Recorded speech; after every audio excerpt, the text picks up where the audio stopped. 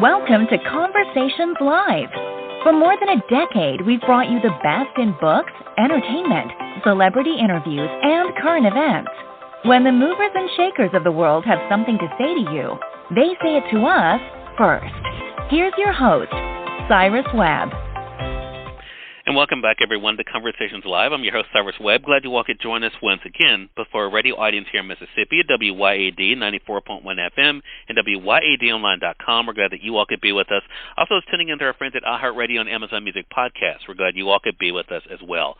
We're excited to welcome New York Times Bestselling author Johnnie Christmas to our program today to talk to him about his great new book that's an editor's pick for Amazon. It's called Swim Team, Small Waves, Big Changes. I love this book. I know you guys are going to as well. We're going to talk to Johnnie not only about what it's been like for him to tell great stories, but also the response from readers of all ages. Johnnie, thank you so much for the time. Really appreciate it. Well, thanks for having me, Cyrus. I really appreciate it. Thank you.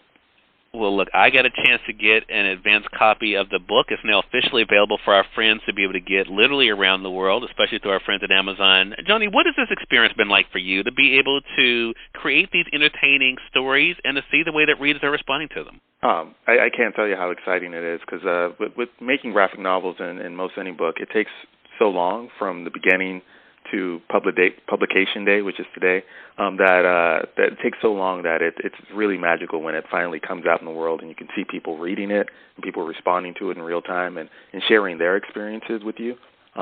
It's like there are no words. It's fantastic. Yeah. There are so many great, the book is fun for sure, Johnnie, but there are so many great messages that comes out in Swim Team. I think one of the big ones is being able to learn from those that may be older than you and sometimes younger than you, but also the whole idea of teamwork. So how much of that was a big part of your writing this book in the beginning? Oh, it was absolutely fundamental. I wanted to have an aspect because a big factor of the book is that parents who don't know how to swim are generally less likely to have children who know how to swim. So I wanted to have that generational aspect all throughout the book, not only in terms of older people who do know how, who could teach our young Bree the ways of swimming and how to get comfortable with the water, but also younger people in her life and older people. So you get this whole sweep of community.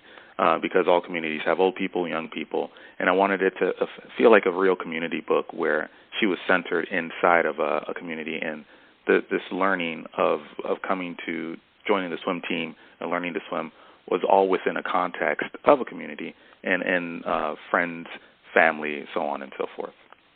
Yeah. And with Bree, of course, literally front and center, as we can see from the book cover to the story. The fact that, Bree is not, I think, someone who is normally represented, Johnnie, when it comes to swimming and books like this. How important was that for you to make Bree someone that individuals, especially young girls of color, to be able to see her and say, you know what, I can be like Bree. I can do this too. It was absolutely fundamental.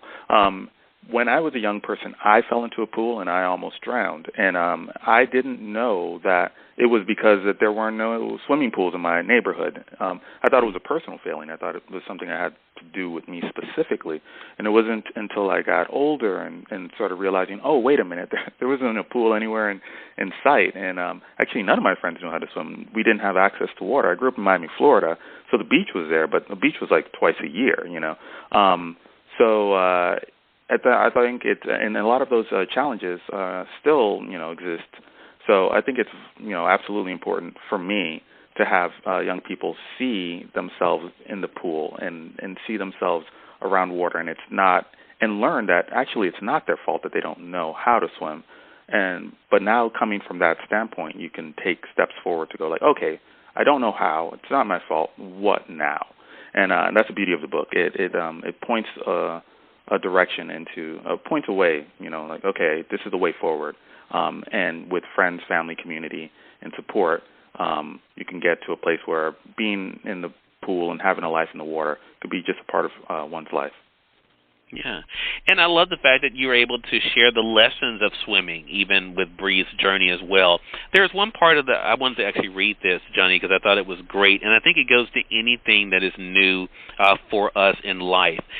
You have in the book on page 97, for those who have the actual print copy, the pool started to feel more and more familiar. I got used to the feel of tile floors and smell of chlorine. I started to like the pool, and I think for anything that may be uncomfortable in the beginning, it all begins with the start.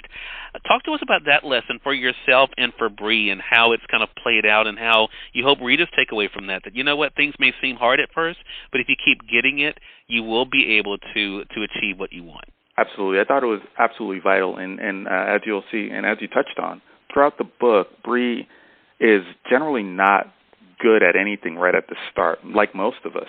And so her dad reminds her, hey, remember, how you like math and you're really good at math? You weren't good at math at first. You had to keep trying. So we see Bree throughout the tale fail at almost everything she puts her hand to, until she keeps trying it again and trying it again. And every time you do another iteration of it, you get a little bit more comfortable with it. You get a little bit more, it seems less familiar, and then after a while you start making little changes and modifications, and next thing you know, you've made it your own. Like when I was a young person, I wasn't very good at math, and I just kind of thought, oh, it's something you're good at or not. And it wasn't until I was much older that I thought, oh, math is additive. If I would have actually just kept working at it, I would have gotten better at it. I probably wouldn't be an astronaut, but I would have been better at it.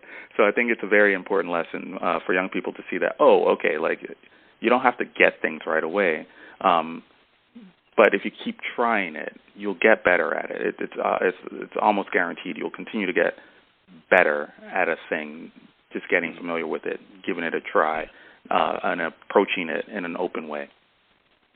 Johnny, the other thing I want to talk to you about, and you kind of referenced it earlier, I think, and that is as we see Bree kind of stepping into her own and being able to learn something new and to do well at it.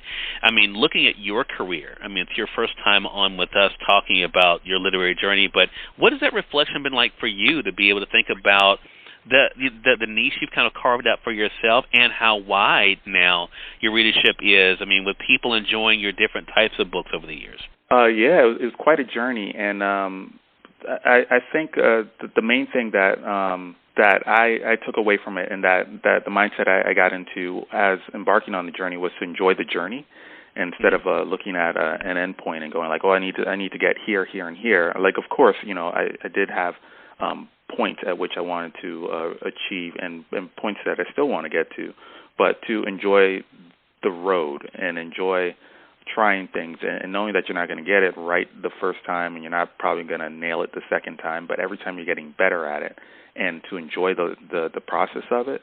Yeah, because I started off professionally just trying to get in and trying to get books in and approved by publishers, and then I got in as an artist, and then I started working with more prominent writers, and then I started writing my own books.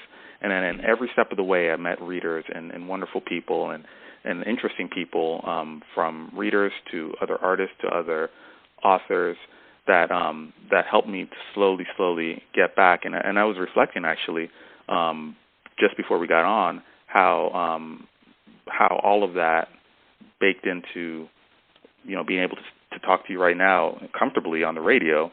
I wouldn't have thought that would have been possible 10 years ago, but here we are, and it's every step of the way was a preparation to get to this moment right here with you right now, Cyrus. Yeah.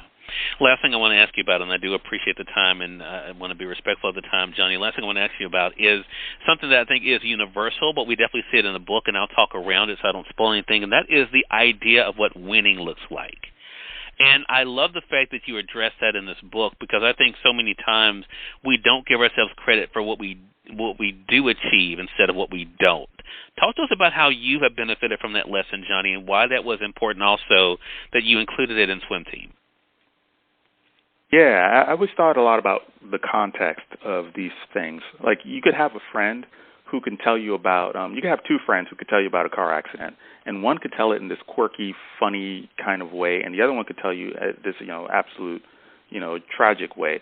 and how winning and losing, especially if it's not like financial or what have you, so much of it is contextual. It's how much what you bring to what winning looks like. You define what winning looks like, and then you take what happens and you put that within that context.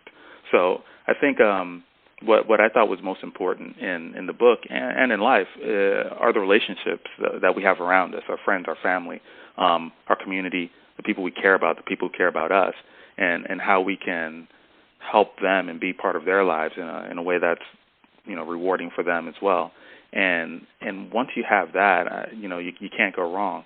So I wanted to have the aspect of winning and the aspect of losing put within these very life and death type, how it feels when you're a kid, when you're in middle school. It feels like life and death when you're winning and losing, and sometimes as an adult as well. But I think it's good to have that space to look at it and go, okay, well, I still have all these wonderful blessings around me, still have all these wonderful people around me, and every day I'm winning, and everything else is just gravy. But to try with absolute effort each time out and try your best and put your best foot forward at everything you put your hand to, but also have that grateful, be in that grateful space and space of gratitude where every day you come to it and realize just how lucky we all are. Such a great point. It's such a great list. And again, everyone, New York Times bestselling author Johnnie Christmas has been our guest. The new book is called Swim Team, Small Waves, Big Changes. You can get it through our friends at Amazon.com or through your favorite local bookstore if they don't have it. I know they'd be more than happy to order it for you. Johnnie, let our audience know, how can they stay connected with you? Yeah, you can find me on JohnnieChristmas.com. I'm also on Facebook and Instagram as Johnny Xmas, Johnny with an IE. Twitter. I'm on all the social media platforms. You can. I'm easy to find. All right. Well, Johnnie, congratulations again, and thank you again for stopping by. I really appreciate it. Cyrus, I couldn't thank you much. Enough for this. Thanks so much. Okay, more than welcome, and we thank your audience for tuning in to another great segment of Conversations Live. Until next time, I'm your host, Cyrus Webb, saying as always, enjoy your day, enjoy your life, enjoy your world. Thank you all for choosing Conversations Live. Now let's go make today amazing. Take care.